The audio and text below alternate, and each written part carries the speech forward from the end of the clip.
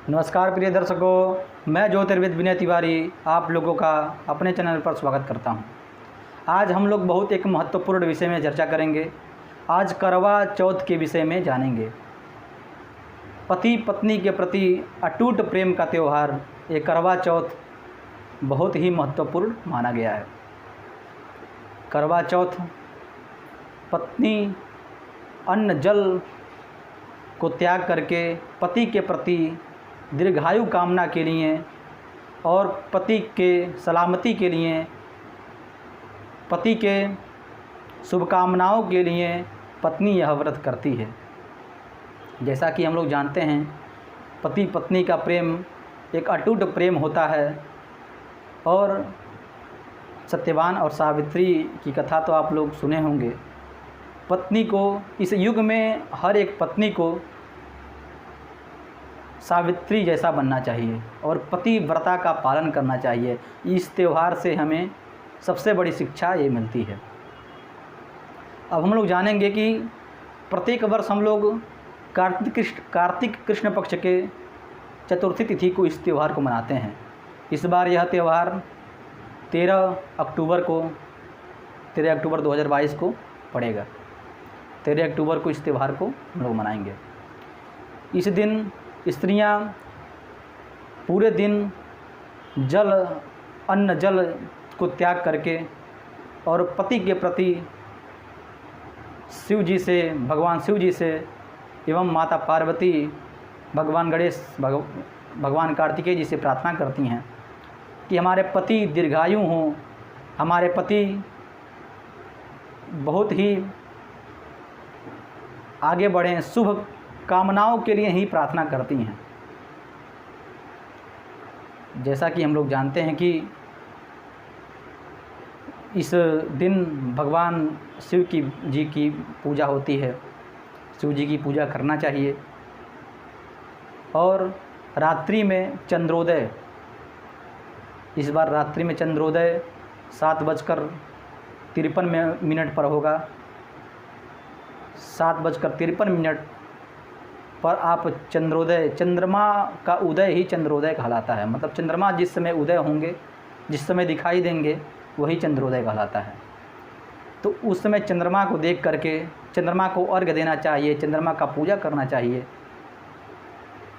और उसके बाद छलनी से चंद्रमा का दर्शन करना चाहिए और उसी छलनी से अपने पति परमेश्वर का दर्शन करना चाहिए।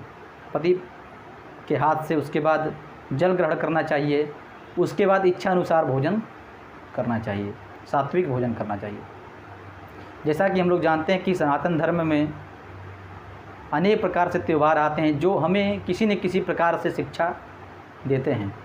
ये भी एक बहुत ही बड़ा त्यौहार है, पतिव्रता। अब हम लोग ये जानेंगे कि करवा चौथ क्यों मनाते हैं। पुराणों में तो कथा बहुत मिलती है, हरि अनंत हरि कथा अनंता।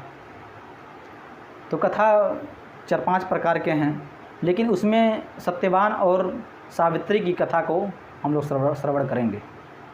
सत्यवान सावित्री, जैसा कि हम लोग जानते हैं कि सत्यवान का उम्र जब हो गया था तब यमराज आए और यमराज ने सत्यवान का प्राण हरण किया, जिससे सावित्री बहुत ही विलाप करने लगी, मतलब बहुत रोने लगी। और उस समय अन्न जल को ग्रहण नहीं किया। अन्न जल ग्रहण मतलब उसको त्याग दिया। ऐसे पतिव्रता स्त्री को देख करके भगवान यमराज जी को दया आ गया और वह वर मांगने को कहा। और सावित्री ने बहुत ही बुद्धि, अपने तर्क शक्ति को बढ़ा करके और विनम्र होके यमराज जी से वर मांगा कि हमें कई संतानों का माँ बनने का अवसर दें, जिससे यमराज बंध गए और उनको सत्यवान के प्राण को वापस करना पड़ा।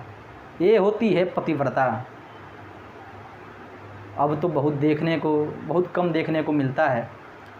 पतिव्रता